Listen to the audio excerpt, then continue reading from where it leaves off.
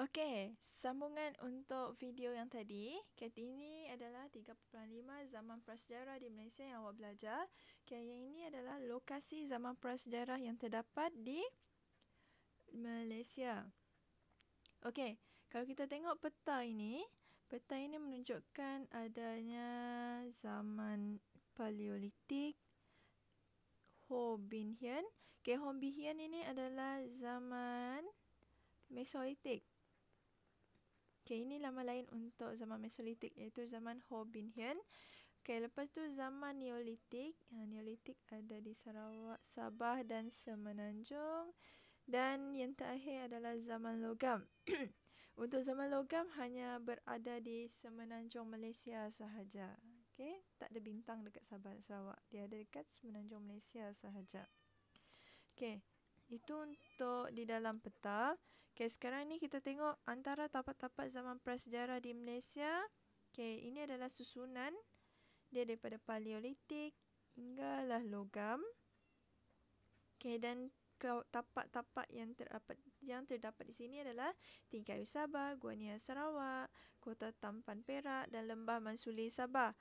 Untuk Mesolitik ada di Jenderam Hilir Selangor, Gua Madai Sabah, Gua Cak Ulu Kelantan, Bukit Tegun Lembu Perlis. Manakala untuk Neolitik ada 5, Gua Kecil Pahang, Sungai Sembeling Pahang, Lubang Angin Sarawak, Gua Tapadong Sabah, Jenderam Hilir Selangor. Dan untuk zaman logam, tahun 500 hingga sebelum Masihi dan hingga 500 Masihi, iaitu terdapat di Sungai Tembeling Pahang dan Sungai Bernam Selangor. Ini adalah peralatan yang dijumpai. Kewujudan dikenal pasti melalui pelbagai bukti. Ini adalah bukti-bukti wujudnya zaman prasejarah. Yang pertama adalah peralatan batu dan logam. Yang kedua, tembika dan manik. Yang ketiga, lukisan gua. Dan yang keempat adalah ukiran batu. Kita ada 4 dekat sini. Ini contoh peralatan yang dijumpai. Ini adalah pisau. Yang ini adalah loceng gangsa. Yang seterusnya, ini adalah bukti kewujudan zaman prasejarah yang awak dah buat dalam peta pokok hari itu, iaitu teknologi tembika dan manik, lukisan gua dan ukiran batu. Ekonomi. Ekonomi ada 3, iaitu memburu dan memungut hasil hutan, pertanian dan perdagangan. Dan yang kelima adalah kepercayaan. Ini adalah upacara dan ritual lah. Yang pertama, untuk teknologi. Untuk teknologi ni, untuk teknologi ianya menunjukkan zaman prasejarah. Mempunyai kemahiran menghasilkan peralatan batu dan logam. Ini daripada zaman Paleolitik sampailah ke zaman logam. Fungsi peralatan yang dicipta digunakan dalam kehidupan harian mereka untuk memotong, menetak dan memecah tulang. Di sini kita tengok bagaimana perubahan teknologi ataupun peralatan daripada zaman Paleolitik, Mesolitik ataupun Ho Bin Hian, zaman Neolitik dan seterusnya ke zaman logam. Yang bezanya pada zaman Mesolitik dan Neolitik, beza antara dua ini adalah teknologi manusia yang telah mampu mengilap peralatan yang dicipta pada zaman Neolitik. Penemuannya berada dekat kawasan inilah, Kota Tampan Perak dan Tingkayu Sabah, dengan dapat dilihat wujud bengkel untuk membuat peralatan batu. Yang seterusnya adalah tembika dan manik. Untuk tembika dan manik ini mempunyai pada zaman tersebut mereka dah tahu ada kemahiran buat tembika dan manik. Melalui motivasi yang hebat, tembika ini, inovasi yang hebat ini, mereka dapat wujudkan tembika yang dijumpai di Gua Nia Sarawak. Setiap tembika yang dijumpai ianya mempunyai bentuk saiz dan corak hiasan yang berbeza ataupun yang pelbagai.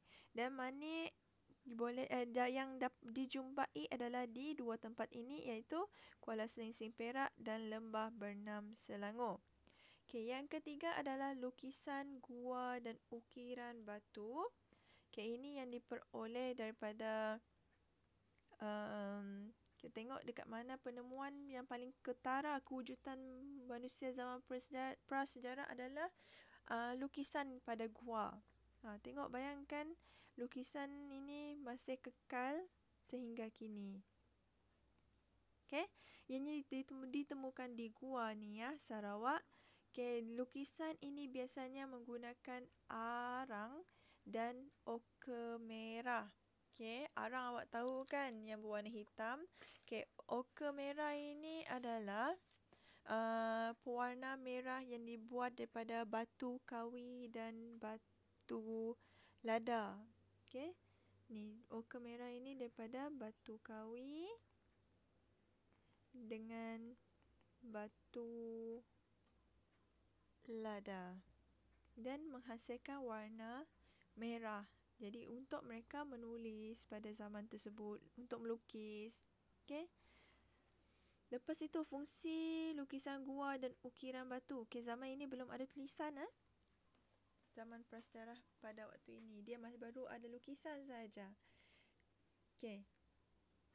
Fungsi dia adalah menggambarkan kehidupan harian manusia dan menyampaikan maklumat tentang kehidupan mereka. Okey, ini adalah penemuan yang pertama. Okey, selepas itu untuk ukiran batu, fungsi dia sama dengan lukisan gua. Okey, banyak dijumpai. Yang ini hanya banyak dijumpai di Sabah dan Sarawak paling banyak. Dan semenanjung Malaysia hanya di Pangkalan Kampas Negeri Sembilan sahaja dijumpai lukisan gua dan ukiran batu ini.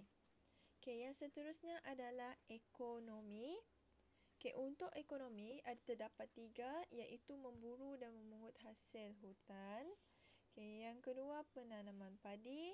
Yang ketiga adalah perdagangan. Okey, kita pergi nombor 1 dahulu. Okey, untuk memburu, aktiviti memburu dan memungut hasil hutan merupakan aktiviti paling penting yang dijalankan oleh masyarakat zaman Paleolitik hingga zaman Ho Bin Hien, iaitu zaman apa? Zaman Mesolitik. Okey, zaman yang nombor 1 dan nombor 2. Aktiviti ini bentuk sara hidup sepenuhnya. Maksudnya, kalau mereka tak memburu, mereka tak dapat makan. Itu maksudnya sara diri. Kalau mereka tak bekerja, mereka tak akan dapat hasilnya. Okey, untuk penanaman padi. Okey, penanaman padi ini bermula pada zaman Neolitik. Okey, zaman Neolitik ini adalah zaman yang nombor 3. Okey, yang nombor 1 tadi Paleolitik. Nombor 2 Mesolitik ataupun Ho Bin Hien.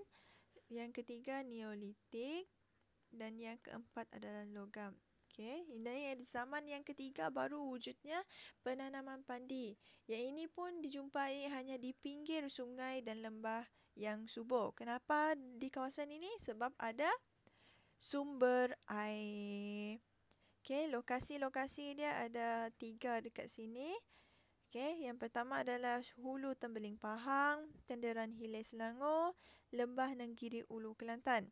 Okey, pisau ini, kalau awak tengok pisau tembeling ini adalah digunakan untuk menuai padi. Yang ini dijumpai di Pahang.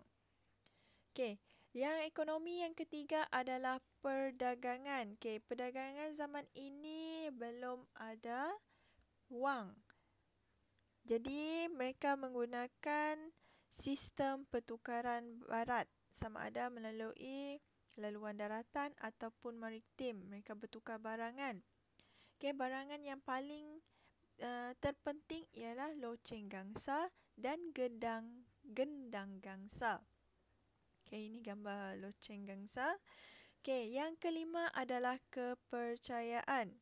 Okey, untuk kepercayaan, kalau awak tengok dalam buku teks awak, okey, untuk gambar yang lebih jelas, Terdapat 6 cara pengebumian, iaitu pengebumian secara memanjang, melentur, keranda kayu,